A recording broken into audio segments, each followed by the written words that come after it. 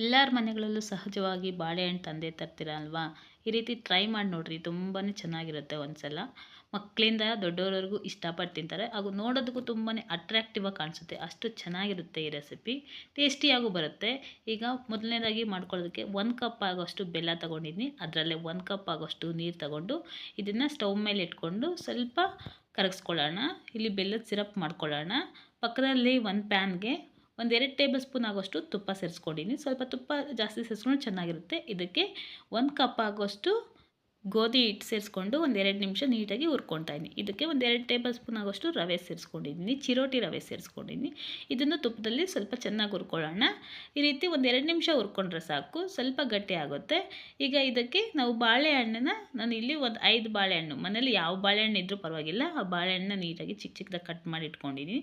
ಒಂದು ವೇಳೆ ದೊಡ್ಡ ಬಾಳೆಹಣ್ಣು ಇದ್ದರೆ ಅದು 1-2 ಸೇರಿಸ್ಕೊಂಡ್ರೆ ಸಾಕಾಗುತ್ತೆ. ಇದನ್ನು ಚಿಕ್ಕ ಚಿಕ್ಕದಾಗಿ ಕಟ್ ಮಾಡ್ಕೊಳ್ಳೋಣ. ಕಟ್ ಮಾಡಿಕೊಂಡು ಮಿಕ್ಸಿ ಜಾರ್ಗೆ ಸೇರಿಸ್ಕೊಳ್ತಾ ಇದ್ದೀನಿ. ಇದನ್ನು ನೀಟಾಗಿ ಪೇಸ್ಟ್ ಮಾಡ್ಕೊಬರೋಣ. ಇದಕ್ಕೆ ಬೇರೆ ಏನೂ ಆ್ಯಡ್ ಮಾಡ್ತಾ ಇಲ್ಲ, ಬರೀ ಬಾಳೆಹಣ್ಣು ಮಾತ್ರ ಸೇರಿಸ್ಕೊಂಡು ನೀಟಾಗಿ ಪೇಸ್ಟ್ ಮಾಡ್ಕೊಳ್ತಾ ಇದ್ದೀನಿ. ಒಂದು 4 ಬಾಳೆಹಣ್ಣು ಇದ್ದರೆ ಸಾಕು, ಅಷ್ಟನ್ನು ಪೇಸ್ಟ್ ಮಾಡ್ಕೊಳ್ಳೋಣ. ಈಗ ಪೇಸ್ಟ್ನ ಇದಕ್ಕೆ ಸೇರಿಸ್ಕೊಳ್ತಾ ಇದ್ದೀನಿ. ನಾವು ಈಗಾಗಲೇ ಹುರಿದಿಟ್ಕೊಂಡಿದ್ದೀರಲ್ವ ಚಿರೋಟಿ ರವೆ ಮತ್ತು ಗೋಧಿ ಹಿಟ್ಟು, ಇದಕ್ಕೆ ಸೇರಿಸ್ಕೊಂಡು ನೀಟಾಗಿ ಮಿಕ್ಸ್ ಮಾಡ್ಕೊಳ್ಳೋಣ. ನಂತರ 1-2 ನಿಮಿಷ ಹುರ್ಕೊಂಡ್ರೆ ಸಾಕಾಗುತ್ತೆ, ಅದು ಗಟ್ಟಿ ತಿಕ್ನೆಸ್ ಬರುತ್ತೆ. ಬಂದ ನಂತರ ಇದಕ್ಕೆ ನಾವು ಆಗಲೇ ಮಾಡಿಟ್ಕೊಂಡಿರೋಂಥ ಬೆಲ್ಲದ ಸಿರಪ್ನ ಸೇರಿಸ್ಕೊಳ್ಳೋಣ. ಈ ರೀತಿ ಗಟ್ಟಿ ಬರಬೇಕು. 2-3 ನಿಮಿಷ ಈ ರೀತಿ ಮಿಕ್ಸ್ ಮಾಡ್ಕೊತಾ ಇದ್ದರೆ ಸಾಕು, ಗಟ್ಟಿ ಆಗುತ್ತೆ. ಈಗ ನಾವು ಮಾಡಿ ಇಟ್ಕೊಂಡಿರೋಂಥ ಬೆಲ್ಲದ ಸಿರಪ್ನ ಸೇರಿಸ್ಕೊಳ್ಳೋಣ. ಬೆಲ್ಲ ಏನು ಪಾಕ ಆಗೋದು ಬೇಡ, ಸ್ವಲ್ಪ ಕರಗಿದ್ರೆ ಸಾಕು. ಇದರಲ್ಲಿ ಏನಾದರೂ ಕಸ ಇರುತ್ತೆ ಅಂತ ನಾನು ನೀಟಾಗಿ ಫಿಲ್ಟರ್ ಮಾಡಿಕೊಂಡು ಸೇರಿಸ್ಕೊಳ್ತಾ ಇದ್ದೀನಿ. ನಂತರ 1-2 ನಿಮಿಷ ಈ ರೀತಿ ಮಿಕ್ಸ್ ಮಾಡ್ತಾ ಇರೋಣ. ಸ್ಟವ್ ಸ್ವಲ್ಪ ಲೋ ಫ್ಲೇಮಲ್ಲಿ ಇಟ್ಕೊಂಡಿರೋಣ. ಈ ರೀತಿ ಮಿಕ್ಸ್ ಮಾಡ್ಕೊಳ್ತಾ ಬರ್ತಾಯಿದ್ರೆ ಅದು ನೀಟಾಗಿ ಬೆಲ್ಲದ ಸಿರಪ್ನ ಅಬ್ಸರ್ವ್ ಮಾಡ್ಕೊಳ್ತಾ ಗಟ್ಟಿ ಆಗ್ತಾ ಬರುತ್ತೆ. ನಂತರ ಈ ರೀತಿ ಮಿಕ್ಸ್ ಮಾಡ್ಕೊಳ್ಳೋಣ. ಅಷ್ಟೇ, ಇನ್ನೇನು ಇಲ್ಲ. ಇದಕ್ಕೆ ಮನೆಯಲ್ಲಿರೋ ಪದಾರ್ಥಗಳನ್ನ ಸೇರಿಸ್ಕೊಂಡು ನೀಟಾಗಿ ಹಲ್ವಾ ರೆಡಿ ಮಾಡ್ಕೋಬೇಕಷ್ಟೇ. ಫ್ಲೇವರ್ಗೋಸ್ಕರ ಇದಕ್ಕೆ 1/4 ಟೇಬಲ್ ಸ್ಪೂನ್ ಆಗೋಷ್ಟು ಏಲಕ್ಕಿ ಪುಡಿನ ಸೇರಿಸ್ಕೊಳ್ತಾ ಇದ್ದೀನಿ. ಹಾಗೆ ಇದಕ್ಕೆ ಸ್ವಲ್ಪ ಡ್ರೈ ಫ್ರೂಟ್ಸ್ನ ಕಟ್ ಮಾಡಿ ಇಟ್ಕೊಂಡಿದ್ದೀನಿ, ಇದನ್ನು ಸೇರಿಸ್ಕೊಳ್ತಾ ಇದ್ದೀನಿ. ಇದೆಲ್ಲ ಆಪ್ಷನಲ್ಲು, ಬೇಕಿದ್ರೆ ಸೇರಿಸ್ಕೋಬಹುದು ಅಥವಾ ಸ್ಕಿಪ್ ಮಾಡ್ಕೋಬಹುದು.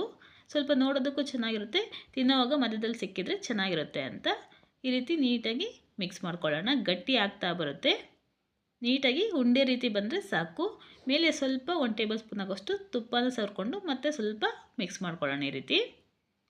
ಈ ರೀತಿ ಕನ್ಸಿಸ್ಟೆನ್ಸಿ ಬಂದ ನಂತರ ನಾವು ಬೇರೆ ಬೌಲ್ಗೆ ಟ್ರಾನ್ಸ್ಫರ್ ಮಾಡ್ಕೋಬಹುದು.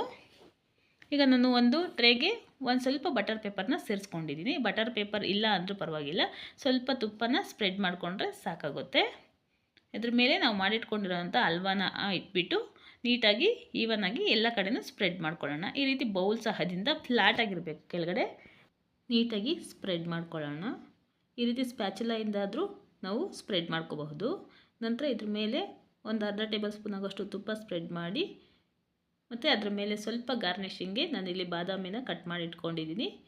ಈ ಬಾದಾಮಿನ ಮೇಲೆ ಸ್ವಲ್ಪ ಸೇರಿಸ್ಕೊಳ್ಳೋಣ. ಇದು ಆಪ್ಷನಲ್ಲು, ಬೇಕಿದ್ರೆ ಸೇರಿಸ್ಕೋಬಹುದು ಅಥವಾ ಸ್ಕಿಪ್ ಮಾಡ್ಕೋಬಹುದು.